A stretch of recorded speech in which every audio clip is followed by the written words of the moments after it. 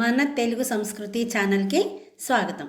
బాలలు, ఈరోజు మనం 8వ తరగతిలోని 13వదైన ఆతిథ్యం అనే పాఠం గురించి చెప్పుకుందాం. ఆతిథ్యం అంటే ఎవరైతే మన ఇంటికి వస్తారో వాళ్ళని గౌరవంగా మన ఇంట్లోకి స్వాగతించటం, ఆహ్వానించటం, వాళ్ళకి మర్యాదలు చేసి గౌరవించటాన్నే ఆతిథ్యం అని అంటారు. ఇక్కడ చదవండి, ఆలోచించి చెప్పండి అనే శీర్షికలో పక్కి లక్ష్మీ నరసింహ కవి గారు రచించినటువంటి ఒక పద్యాన్ని ఇచ్చారు కదా, ఇప్పుడు చూద్దాం. దీనుండైనను శాత్రవుడైనను శరణనుచు వేడునప్పుడు ప్రియతనం మానవుని కోర్కె తీర్చిన వాని సుజనుడండ్రు బుధులు వసుధ కుమారా. ఈ పద్యం కుమార శతకంలోనిదనమాట. దీని అర్థం ఏమిటి? దీనుండైనను, దీనుడు అంటే దయనీయమైన స్థితిలో ఉన్నవాడు, భేదవాడు, పేదవాడు, ఆర్థికంగా వెనుకబడినవాడు అని చాలా అర్థాలు చెప్పుకోవచ్చు. దీనుడైనను, దీనుడైనా సరే, శాత్రవుడైనను అంటే శత్రువైనా సరే, ఎవరైనా సరే శరణనుచు వేడునప్పుడు, మనల్ని శరణు కోరి వచ్చినప్పుడు, అంటే నువ్వే నాకు దిక్కు అని ఎవరైతే మన దగ్గరికి వస్తారో అప్పుడు ప్రియత మానవుని కోరిక తీర్చిన వానిని. ప్రియత అంటే ఇష్టముతోటి లేదా ప్రేమతోటి, అభిమానంతో అమ్మానవుని, ఆ మనిషి యొక్క, ఆ మానవుని యొక్క కోరిక తీర్చిన వానినే సుజనుడండ్రు బుధులు. బుధులు అంటే పండితులు, బుధులు అంటే పండితులు, సుజనుడండ్రు వాళ్ళనే సుజనుడు అంటే మంచివాడు అని అంటారట ఈ భూమి మీద. అంటే ఓ కుమార, దీనుడైనా శత్రువైనా సరే శరణు కోరుతూ మన దగ్గరికి ఎవరైతే వస్తారో వాళ్ళని ప్రేమతో, ఇష్టంగా వాళ్ళు కోరిన కోరికని ఎవరైతే తీరుస్తారో వాళ్ళే మంచివాళ్ళు, సుజనులు అని ఈ భూమి మీద పిలువబడతారు అని చెప్పి ఈ నరసింహ కవి గారు ఈ పద్యం ద్వారా మనకి చెప్తున్నారు.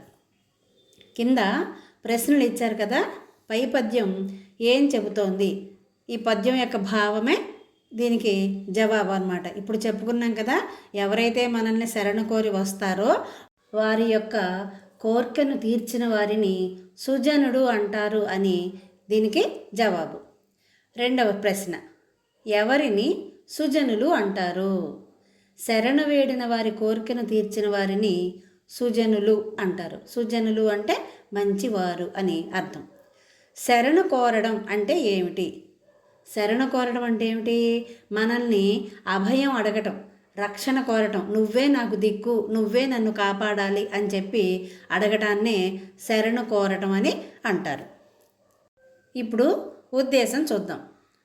అతిథి దేవో భవ, ఇంటికి వచ్చిన అతిథులను గౌరవించాలని, వారికి లోటు రానీయకూడదని తెలియచేయటమే ఈ పాఠం యొక్క ఉద్దేశం.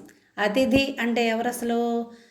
తిథి వార నక్షత్రాలతో సంబంధం లేకుండా ఎప్పుడైనా సరే, ఎప్పుడు పడితే అప్పుడు ఇంటికి వచ్చేవాళ్ళని అతిథి అని అంటారు. తిథి లేకుండా వచ్చేవాడు అని అర్థం అన్నమాట. అలా ఎవరు వచ్చినా సరే వాళ్ళని దైవంలాగా భావించి, అతిథి దేవో భవ, మనకి 4 ఉన్నాయి కదా, మాతృదేవో భవ, పితృదేవో భవ, ఆచార్య దేవో భవ, అతిథి దేవో భవ. ఈ 4 అంటే మాతృ, పితృ, ఆచార్య, అతిథి. మాతృ అంటే తల్లి, పితృ అంటే తండ్రి, ఆచార్య అంటే గురువు, అతిథి అంటే మన ఇంటికి వచ్చేవాళ్ళు. ఈ 4 తల్లి, తండ్రి, గురువు మనకి ఇంటికి వచ్చేవాళ్ళు అతిథులు. వీళ్ళ 4 కూడా దైవంతో సమానంగా భావించమని మన పెద్దలు మనకి మార్గదర్శనం చేస్తున్నారనమాట. అలాగే ఎవరైతే మన ఇంటికి వస్తారో వాళ్ళని దైవంగా భావించి, అతిథి దేవో భవ అంటే అదే అర్థం. అతిథిని దైవంగా భావించి వాళ్ళకి ఎలాంటి లోటు రానియకుండా వారిని గౌరవించాలి అని తెలియజేయటమే ఈ పాఠం యొక్క ఉద్దేశం. తర్వాత నేపథ్యం చూడండి. భీష్మ పితామహుడు ధర్మరాజుకు ధర్మబోధనలు చేస్తూ ధర్మంతో కూడినటువంటి బోధనలు మాటలు చెప్తూ మనల్ని శరణు కోరిన వారిని ఆదుకుంటే, ఎవరైతే మనల్ని శరణు కోరతారో నువ్వే నన్ను కాపాడాలి అని మన దగ్గరికి వస్తారో అలాంటి వారిని ఆదుకుంటే ఎటువంటి ఫలితం దక్కుతుందో చెప్పేట. ఈ కథ పూర్వం రాక్షస మంత్రి అయినటువంటి శుక్రాచార్యుడు, అంటే రాక్షసులకు గురువు అన్నమాట. ఈయన దేవతల గురువు బృహస్పతి అయితే రాక్షసుల గురువు శుక్రాచార్యుడు. ఈయన ముచుకుందుడు అనే రాజుకి ఈ కథ చెప్పాడు. ఈ కథ అతిథి మర్యాద, ఆపదలో ఉన్న వారిని ఆదుకోవటం మొదలైన విలువలను మనకు చెబుతుంది. ఒక వేటగాడు అడవికి వెళ్ళి పక్షిని వేటాడి తిరిగి ఇంటికి వెడుతుండగా పెద్ద గాలివాన వచ్చిందట. దాని వలన వేటగాడు అడవిలో చిక్కుకుపోయాడు. ఇంటికి రావడానికి దారి లేక మార్గం లేక అడవిలోనే ఉండిపోవలసి వచ్చిందనమాట. చివరకు ఒక చెట్టు కిందకు చేరి తడిసినటువంటి శరీరంతో గజగజ వణకసాగాడు. వణికిపోతున్నట్ట, గాలివాన కదా, ఒక పక్కన చలి, గాలి ఎక్కువగా వీస్తుండటం వల్ల చలికి గజగజ వణికిపోతున్నట్ట. అప్పుడు ఒక పావురం శరణు కోరిన వేటగాడికి ఆతిథ్యం ఇచ్చిన రీతిని ఈ ఘట్టం తెలియచేస్తుంది. ఆ ఆతిథ్యం అనేది వేటగాడికి పావురం ద్వారా ఎలా సమకూరిందో తెలియచేయటమే ఈ ఘట్టం తెలియజేస్తుందట. ఇప్పుడు కవి పరిచయం. కవి తిక్కన సోమయాజి గారు. ఈయన 13వ శతాబ్దానికి చెందిన కవి. కవిత్రయంలో తిక్కన సోమయాజి రెండవ వారు. కవిత్రయం అంటే ముగ్గురు కవులను కలిపి కవిత్రయం అంటారు. నన్నయ్య, తిక్కన, ఎర్రన. నన్నయ్య మొదటివారు, రెండవ వారు తిక్కన సోమయాజి, మూడవ వారు ఎర్రనామాత్యుడు. ఇప్పుడు ఈ పాఠం రచించినటువంటి తిక్కన సోమయాజి ఇంటి పేరు కొట్టరువు. ఈయన తల్లిదండ్రులు అన్నమ్మ, కొమ్మనలు. తిక్కన గారు నెల్లూరుని పరిపాలించినటువంటి మనుమసిద్ధి ఆస్థానంలో మంత్రిగా ఉండేవారు. ఈయన నిర్వచనోత్తర రామాయణం, ఆంధ్ర మహాభారతం అనే గ్రంథాలని రచించారు. విరాట పర్వం నుండి స్వర్గారోహణ పర్వం వరకు మొత్తం 15 పర్వాలను రచించారు. నన్నయ్య గారు ఆది పర్వం, సభాపర్వం, అరణ్య పర్వంలో 142వ పద్యం వరకు రాస్తే దాన్ని అక్కడ ఆపేసి ఈయన ఏం చేశారు, ఆ అరణ్య పర్వం జోలికి వెళ్లకుండా 4వ పర్వం అయినటువంటి విరాట పర్వం నుంచి 18వ పర్వం అయినటువంటి స్వర్గారోహణ పర్వం వరకు ఉన్నటువంటి 15 పర్వాలను రచించారు. ఈయన శైలి నాటకీయం. నాటకీయం అంటే ఏంటి? ఈయన చెప్పదలుచుకున్నటువంటి విషయాన్ని ఒక నాటకం ద్వారా, నాటకంలోని పాత్రల ద్వారా మనకి చెప్తారనమాట. అంటే ఈయన రచించినది మనం చదివేటప్పుడు రచన చదువుతున్నట్లుగా కాకుండా ఒక నాటకాన్ని మనం స్వయంగా చూస్తున్నట్లుగా అనుభూతి చెందేలాగా ఉంటుందన్నమాట. దాన్నే నాటకీయం అని అంటారు. ఈయన బిరుదులు ఉభయ కవిమిత్రుడు, కవి బ్రహ్మ. ఉభయ కవిమిత్రుడు అంటే ఏమిటి? అటు తెలుగు, ఆంధ్రము వచ్చు, సంస్కృతము వచ్చు అనమాట. 2 భాషలకి స్నేహితుడు లాంటివాడు అని అర్థం. కవి బ్రహ్మ, కవులలో బ్రహ్మంతటి వాడు అని అర్థం. ప్రస్తుత పాఠ్యభాగం మహాభారతం శాంతి పర్వంలోని తృతీయాశ్వాసం నుండి తీసుకోబడింది. మనం ఇందాక చెప్పుకున్నాం కదా, విరాట పర్వం నుంచి స్వర్గారోహణ పర్వం వరకు ఈయన రచించారు అని. విరాట పర్వం దగ్గర నుంచి ఈయన ఏమేం పర్వాలు రచించారో ఒకసారి చూద్దాం. విరాట పర్వం, ఉద్యోగ పర్వం, భీష్మ పర్వం, ద్రోణ పర్వం, కర్ణ పర్వం, శల్య పర్వం, సౌప్తిక పర్వం, స్త్రీ పర్వం, శాంతి పర్వం, అనుశాసనిక పర్వం, అశ్వమేధ పర్వం, ఆశ్రమవాస పర్వం, మోసల పర్వం, మహాప్రస్థానిక పర్వం, స్వర్గారోహణ పర్వం. ఈ 15 పర్వాలని కూడా ఈయన రచించారనమాట. పాఠం చెప్పేసుకుందామా? ఆతిథ్యం. మొదటిది వా అని ఉంది కదా.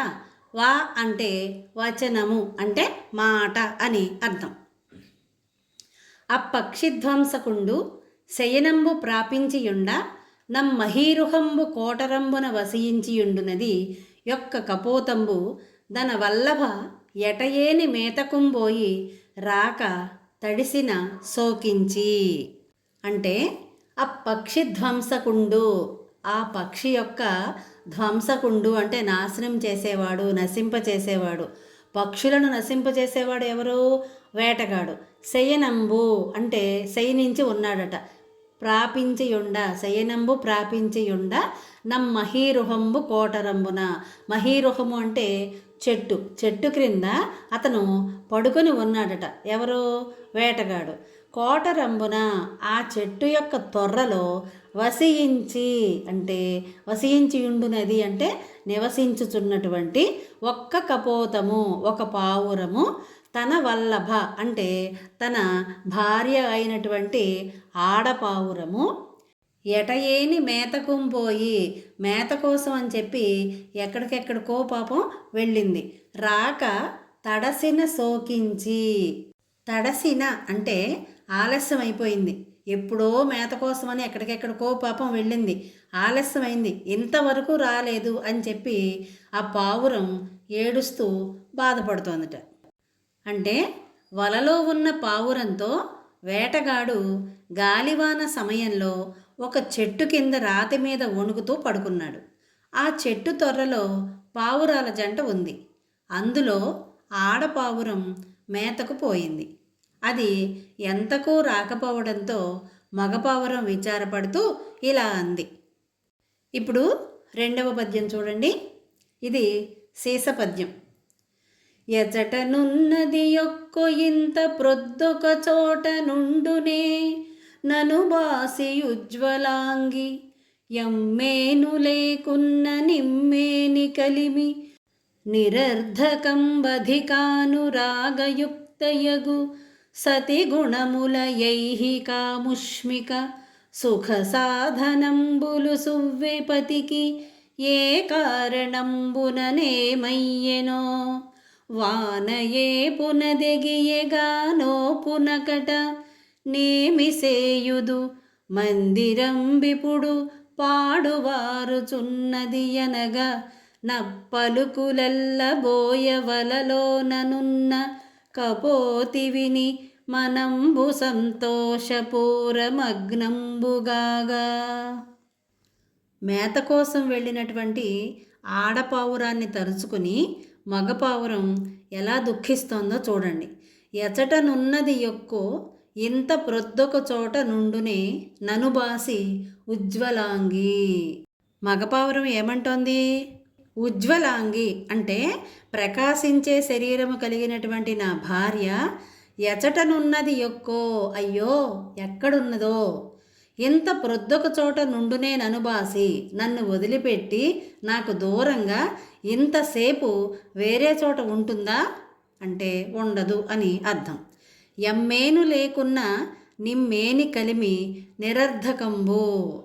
అమ్మేను లేకున్నా అంటే ఆ ప్లస్ మేను, అమ్మేను ఆ శరీరము అంటే తన భార్య లేకపోతే ఇమ్మేని కలిమి నిరర్ధకంబు. ఇమ్మేని ఈ ప్లస్ మేని అంటే ఈ శరీరము. ఏ శరీరము? మగపావురం యొక్క అంటే భర్త యొక్క శరీరము. కలిమి అంటే సంపద. నిరర్ధకంబు ప్రయోజనము లేనిది, ఉపయోగము లేదు. అంటే తన భార్య లేకపోతే నేను కూడా బ్రతికి ఉండి ఉపయోగం లేదు అని మగపావురం బాధపడుతోంది. అధికానురాగయుక్తయగు సతి గుణముల అంటే అధికమైనటువంటి ప్రేమతో కూడినటువంటి సతి అంటే భార్య యొక్క మంచి గుణములే ఐహికాముష్మిక సుఖ సాధనంబులు సువ్వే.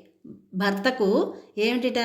ఈ లోకంలో ఐహిక అంటే ఇహలోకంలో ఈ లోకానికి సంబంధించినటువంటి, ఆముష్మిక అంటే పరలోకానికి సంబంధించినటువంటి సుఖ సాధనంబులు సువ్వే. సుఖములకు సాధనాలు అవుతాయి కదా. ఏంటి సాధనాలు? భార్య యొక్క మంచి గుణాలే భర్తకు ఇహపరలోక సుఖాలకు సాధనాలు కదా అని మగపావురం చెప్తోంది. ఏ కారణంబున నేమయ్యను వాన ఏపున దెగియే గానోపునకట. అయ్యో, ఏ కారణంతో ఏమైపోయిందో నా భార్య వర్షపు జోరు వలన, ఏపునన్ అంటే వర్షపు జోరు వలన, తెగియన్ అంటే పడిపోయిందేమో, అంటే మరణించిందేమో, నేమి సేయుదు అంటే ఏమి సేయుదు, ఇప్పుడు నేను ఏమి చేయగలను, మందిరం ఇప్పుడు పాడువారుచున్నది. మందిరం అంటే వాటి యొక్క గూడు, పావురానికి గూడు ఉంటుంది కదా, ఆ గూడు కూడా పాడైపోతోందట. అనగా నా పలుకులెల్లా అని మగపావురం బాధపడుతుంటే, ఆ పలుకులన్నింటినీ, ఆ మాటలన్నింటినీ కూడా బోయ వలలోననున్న కపోతి విని, బోయవాడి వలలో చిక్కుకున్నటువంటి కపోతి అంటే ఆడపావురం, కపోతము అంటే మగపావురం, కపోతి అంటే ఆడపావురం. ఆ ఆడపావురం విని మనంబు సంతోషపూరమగ్నంబుగాగా, మనసు నిండా సంతోషం నిండిపోయిందిట. ఎందుకని? తన యొక్క భర్త తనల్ని ఎంతగా ప్రేమిస్తున్నాడో అతని మాటల ద్వారా తెలిసింది. అందుకనే తన మనస్సంతా, ఆడపావురానికి తన మనస్సంతా కూడా సంతోషంతో నిండిపోయింది. భావం చూడండి. నా భార్య ఎంతసేపు ఎక్కడ ఉందో, నన్ను వదిలి ఎక్కడా ఉండదు. ఆమె లేని నా బ్రతుకు ఎందుకూ పనికిరాదు. అనువైన భార్య యొక్క సుగుణాలే భర్తకు ఇహపరాలలో సుఖ సాధనాలు కదా. ఏ కారణాల వల్ల ఏమైపోయిందో ఏమో, కుండపోతగా వాన కురవటం వలన మరణించిందేమో, నేనేం చేసేది? ఆమె లేని నా ఇల్లు పాడైపోయినట్లున్నది అని బాధపడుతున్న మగపావురం మాటలన్నీ వలలో చిక్కిన ఆడపావురం వింది. అప్పుడు పట్టలేని సంతోషంతో ఇలా అంటోందట. మూడవ పద్యం కందపద్యం. పతిమదికి నింత ఎక్కిన యతివగదా పుణ్యవతి, ప్రియాలాపములీ గతి వినగాంచి, జన్మము కృతకృత్యం వయ్యె నాకు గెలిచితి జమునిన్. ఏమంటోంది ఆడపావురం?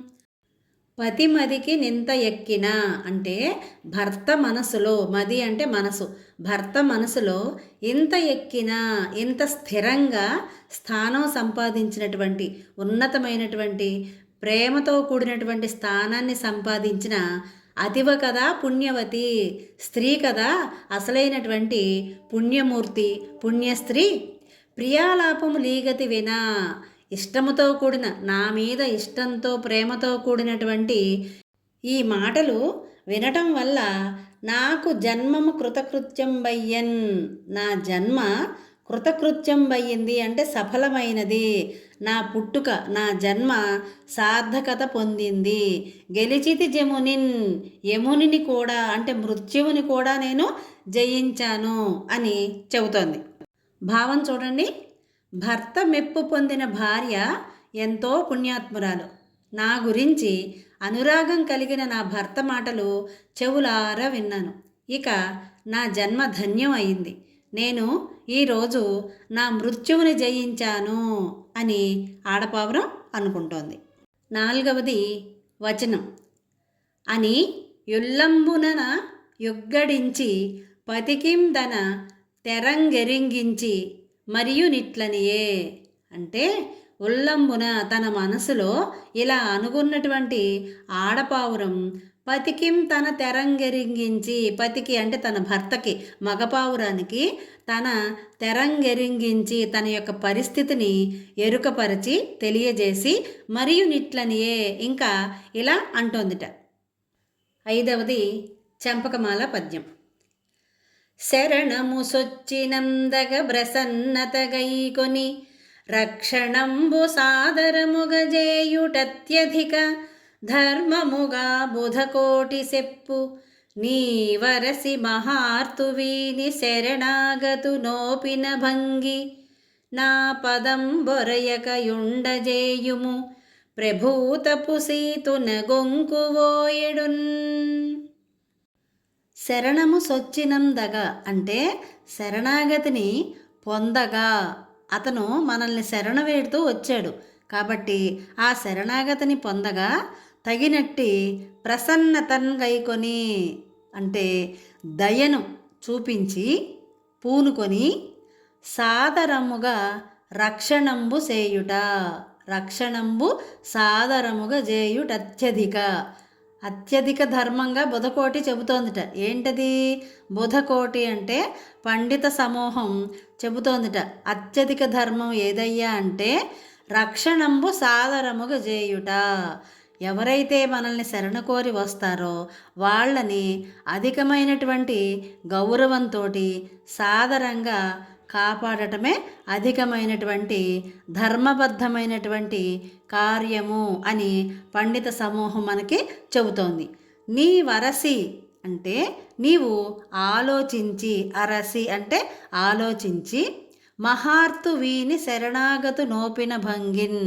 మహార్తు అంటే గొప్ప బాధతో కూడి ఉన్నటువంటి శరణాగతుని, ఈ వేటగాడిని ఓపిన భంగి నీకు చేతనైన విధంగా, నీకు సాధ్యమైన విధంగా, నీకు వీలైనంత విధంగా ఆపదన్ ప్రమాదాన్ని పొరయక ఉండజేయము అంటే ప్రమాదాన్ని పొందకుండా ఉండేలాగా నువ్వు చెయ్యి.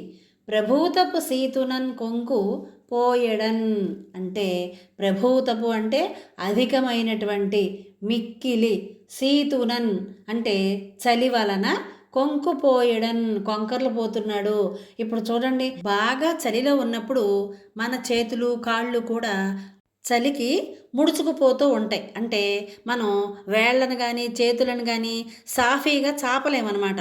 ముడుచుకుని శరీరం దగ్గరికి లాక్కుంటాం. అలాగే ఆ వేటగాడు కూడా తన శరీరాన్ని వణికిపోతుంటే దగ్గరికి లాక్కుంటున్నాడు, ముడుచుకుపోతున్నాడు అనమాట, కొంకర్లు తిరుగుతున్నాడు అని చెప్పి ఆడపావురం మగపావురంతో చెప్తోంది.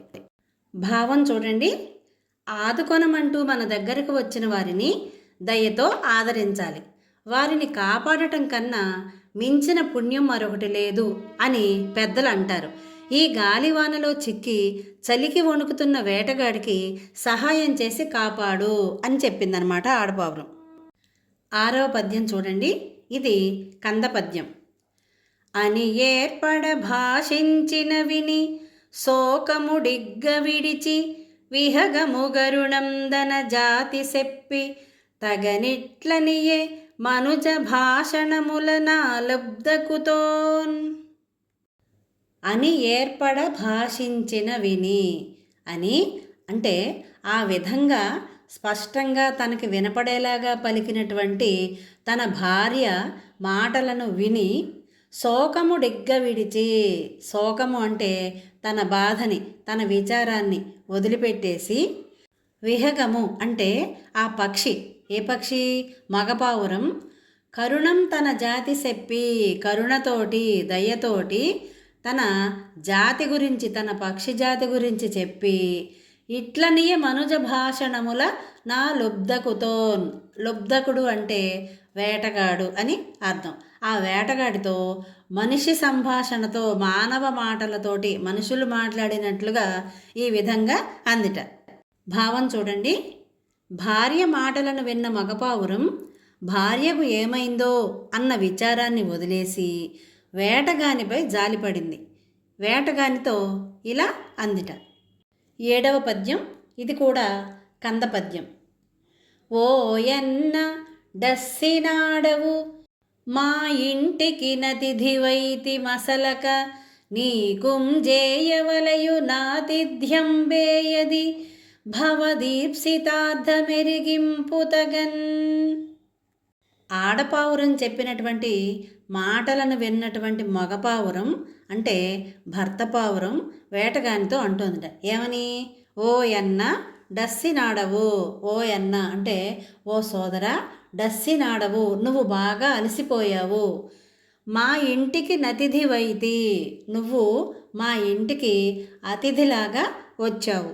మసలక నీకుంజేయవలయు నాతిథ్యం, ఆలస్యం చేయకుండా, మసలక అంటే ఆలస్యం చేయకుండా నీకు ఆతిథ్యాన్ని మేము ఇవ్వాలి. ఏయది భవదీప్సితార్థమెరిగింపు తగన్.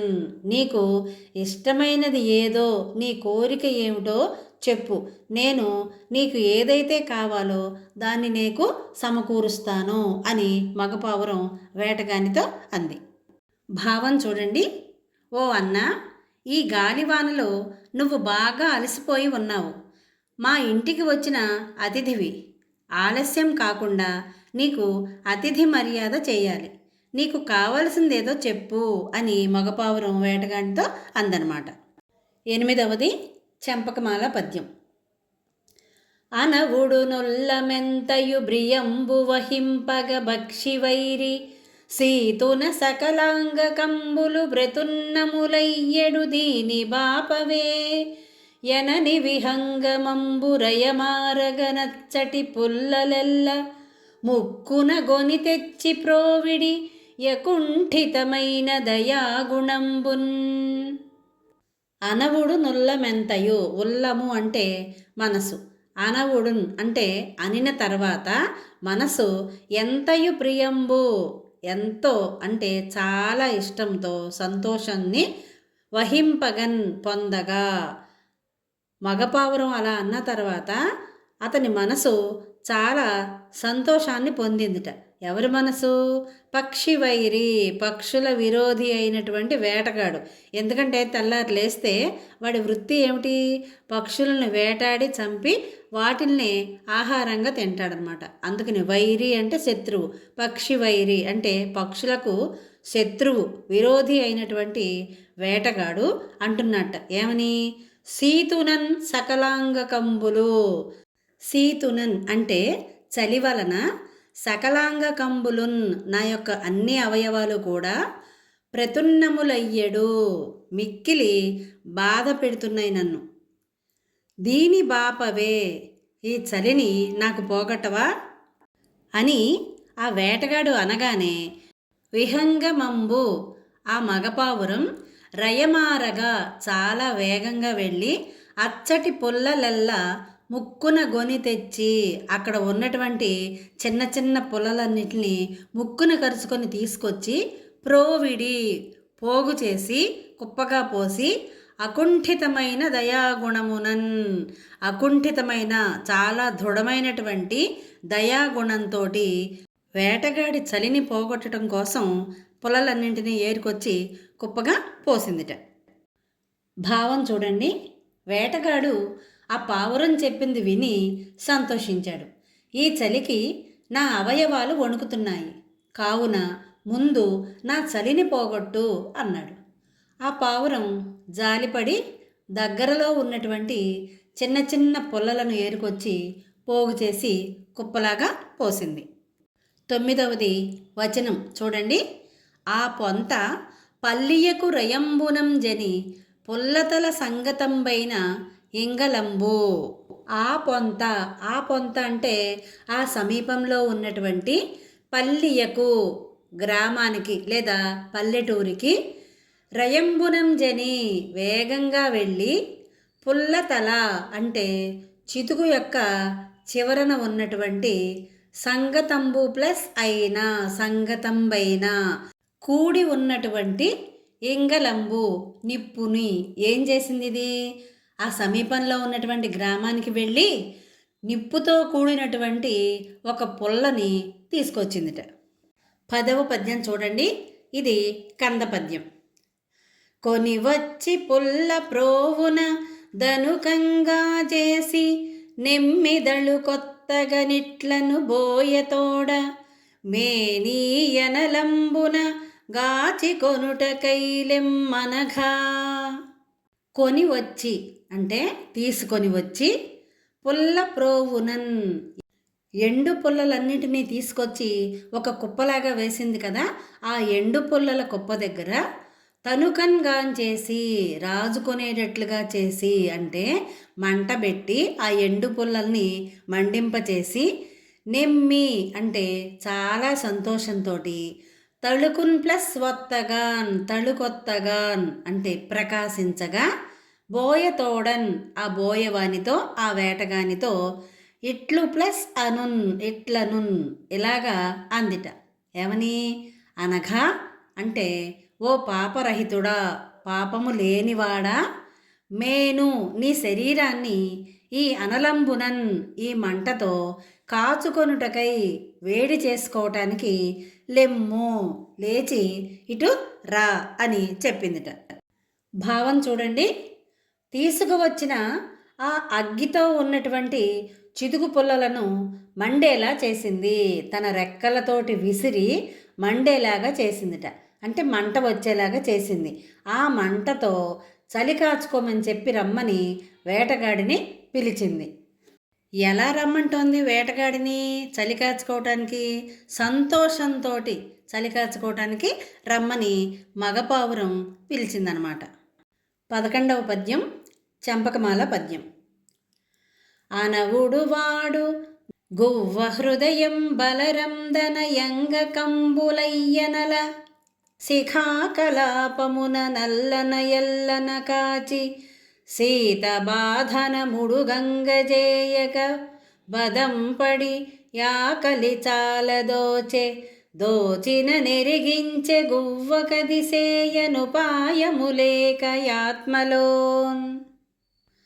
అనవుడు వాడు అనిన తర్వాత ఆ వేటగాడు గొవ్వ హృదయం బలరన్ అంటే ఆ పావురం యొక్క హృదయం బలరన్ మనసు సంతోషించగా తన యంగకంబుల తన యొక్క శరీర అవయవాలన్నింటినీ ఆ అనల శిఖాకలాపములన్ అయ్యనల ఆ ప్లస్ అనల అయ్యనల ఆ మంట చివర్లో ఉన్నటువంటి కలాపము చేత అంటే సముదాయము చేత అంటే మంటలు వ్యాపిస్తున్నాయి కదా, ఆ మంటల దగ్గర అల్లనల్లన మెల్లమెల్లగా కాచి చలి కాచుకుంటూ తన అవయవాలని వేడి చేసుకుంటున్నాడు. శీతబాధన ముడుగంగ జేయగా, శీతబాధనము అంటే చలితో వచ్చినటువంటి బాధ ఉడుగంజేయగా తగ్గిపోయేలాగా చేయగా పదం పడి వెంటనే ఆకలి, వాడికి ఏం గుర్తొచ్చింది? ఆకలి గుర్తొచ్చింది. ఆకలి చాలా దోచే విపరీతమైనటువంటి ఆకలిగా అనిపించిందిట. తోచినన్ వెంటనే వాడికి ఎప్పుడైతే ఆకలి అనిపించిందో ఆ వెంటనే ఎరిగించే గొవ్వ కదిసేయ నొపాయము లేక ఆత్మలోన్ వెంటనే అది గొవ్వకు ఆ పక్షికి చెప్పేసేట, అయ్యో నాకు ఆకలేస్తోంది, ఏం చేయాలి ఇప్పుడు అని చెప్పి అన్నట్ట పక్షితోటి. తనకి ఏం చేయాలో తెలియక తన మనసులో ఉన్నటువంటి మాటని అంటే ఆకలేస్తోంది అనే మాటని పావురానికి చెప్పేశాడు. భావం చూడండి. పావురం సంతోషించేటట్లు వేటగాడు మండే మంటలతో ఒంటిని మెల్లమెల్లగా చలి కాచుకొని చలిని తీర్చుకున్నాడు. అంతలోనే అతనికి ఆకలి వేసిందిట. ఆ విషయాన్నే పావురంతో చెప్పాడు. ఆ పక్షికి ఆ సమయంలో వేటగాని ఆకలిని పాపం ఎలా తీర్చాలో తెలియలేదు. తనలో తాను అనుకుంటోందట. 12వ వచనం. వగచి వెలవెలంబారి తలంచికొని వానికిట్లనియే. వేటగాడు ఆకలేస్తోంది అని చెప్పాడు కదా, అప్పుడు ఏం చేస్తోంది పావురం? వాళ్ళు మనకి మళ్ళీ అన్నీ తెచ్చుకుని సిద్ధంగా పెట్టుకోరు కదా, అదే అంటోందనమాట. వగచి అంటే విచారించి, వెలవెలంబారా వెలవెలపోయి, తలంచుకొని ఆలోచించుకొని, వానికిన్ ఇట్లనియే వానితో ఇలా అంటోందిట. 13వది తేటగీతి పద్యం. ఖగములకు జీవనం బనగలదే సంగ్రహించినట్టిది ఆకలికేమి అయిన మాకు దొరకొన్నదిందుముగాకయైన నీవుడస్సితి వాతిథ్య నియతి వలయు. ఖగములకు అంటే పక్షులకు జీవనం బనగలదే జీవించటానికి సంగ్రహించినట్టుది కలదా. సంగ్రహించటం అంటే ఏంటి? దాచుకోవటం, కూడబెట్టుకోవటం. ఇప్పుడు మనం చూడండి, సరుకులు కానీ బియ్యం కానీ నూనె కానీ ఇలాంటివన్నీ కూడా ఒక 10 రోజులకో నెల రోజులకో సరిపడా తెచ్చుకుని ఇంట్లో పెట్టుకుంటాం. కొంతమంది ఎప్పటిదప్పుడు తెచ్చుకుంటారు, కొంతమంది నిలవ ఉండేలాగా తెచ్చుకుంటారు. కానీ పక్షులకు కూడబెట్టడం, సంగ్రహించుకోవటం, దాచుకోవటం అనేది ఉంటుందా? ఉండదు కదా. ఆకలికి ఏమి అయినా మాకు దొరకన్నన్ అంటే ఆకలి వేసినప్పుడు మాకు ఏది దొరికితే అదే మేము తింటాం. అయినప్పటికీ నీవు డస్సితివి, నువ్వు చాలా అలసిపోయావు. ఆతిథ్య నియతి, నీకు తప్పనిసరిగా ఆతిథ్యం అనేది మేము ఇవ్వాలి అని పావురం వేటగాడితో అంది. భావం చూడండి, మా జీవితాల్లో తిండిని కూడబెట్టడం ఉండదు. ఆకలి వేసినప్పుడు దొరికింది తింటాం. నువ్వు ఇప్పుడు బాగా అలసిపోయావు, తప్పనిసరిగా నీ ఆకలి తీర్చాలి అని మగపావురం వేటగాడితో అంది. 14వ వచనం చూడండి. నా శరీరం ఆహారంగా నిచ్చెద గొనుము. నా శరీరంబు, నా శరీరాన్ని ఆహారంగా ఇచ్చేదా, నీకు తిండిగా ఆహారంగా ఇస్తాను, గొనుము స్వీకరించు అని అంటోంది. నాకు నేనుగా నీకు ఆహారం అవుతాను అని చెప్పి మగపావురం వేటగాడితో అంది. 15వ కందపద్యం. అని పలికి యజ్ఞివలగుని తన దేహము దానిలోన దడయక ఇడినంగని బోయ విస్మయంబున మనమూనగ గొంతసేపు మ్రాన్పడియుండెన్. అని పలికి అని చెప్పి అగ్నిన్ వలగొని ఆ మంట చుట్టూ తిరిగి తన దేహము దానిలోన దడయక ఈడినం.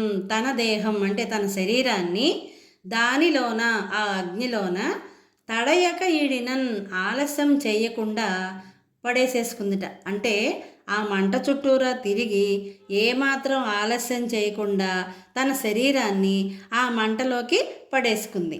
అంటే మంటల్లో పావురం దూకింది అని అర్థం అన్నమాట. అది చూసి గని అంటే అది చూసి బోయవాడు విస్మయంబున మనమూనగ గొంతసేపు, విస్మయం ఆశ్చర్యంతో మనసంతా నిండిపోగా కొంతసేపు మ్రాన్పడి ఉండెన్. ఏం మాట్లాడాలో తెలియక, ఏం చెయ్యాలో తోచక కొంచెంసేపు అలాగే ఎలాంటి చేష్టలు లేకుండా నిశ్చేష్టంగా ఉండిపోయాట వేటగాడు. భావం చూడండి.